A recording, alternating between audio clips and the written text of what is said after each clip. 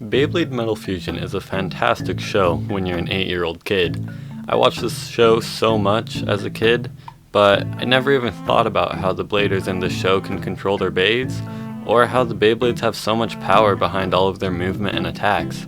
Now that I'm a bit older, I can do some more research and I can think about it more in a scientific and logical way, so that's exactly what I'm about to do.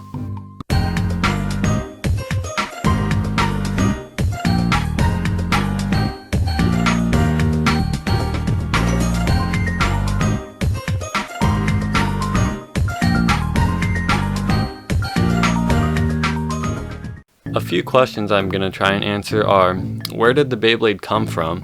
What gives them their power? And how can the bladers control their Beyblade? Some of these questions are definitely going to be easier than others.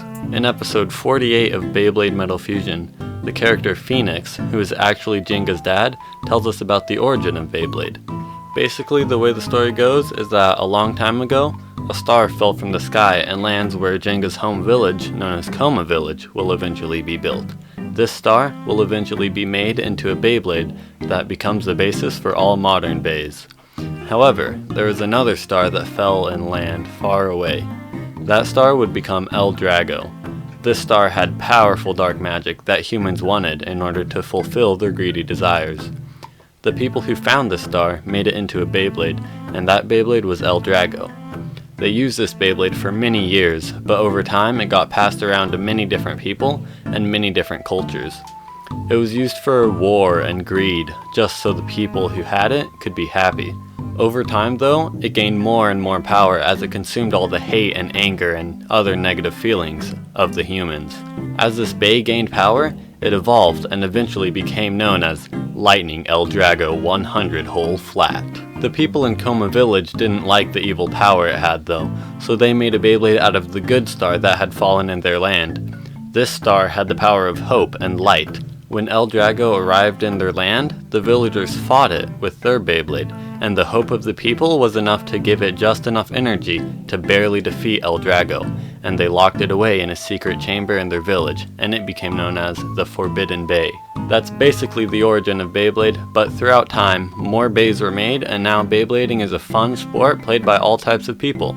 Alright, so the answer to the first and second question was pretty simple. Beyblade gained their power because they were made from a magic star that fell from the sky, and they get more powerful if their Beybladers have more hope and spirit.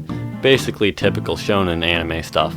Now I just need to answer my third question of how can Beybladers control their Beyblade? This is kind of a weird question since there isn't much information about this, so I've basically come up with my own theory.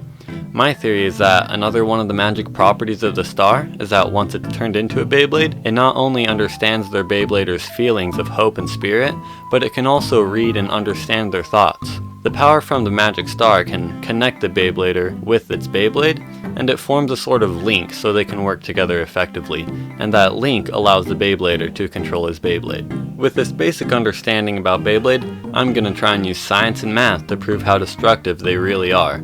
That's basically all I've composed for this video though, so I hope you enjoyed, and if you did, consider hitting the subscribe button. Also, if you have any ideas for Beyblade videos, tell me what you want in the comments. Thanks for watching and have a good day.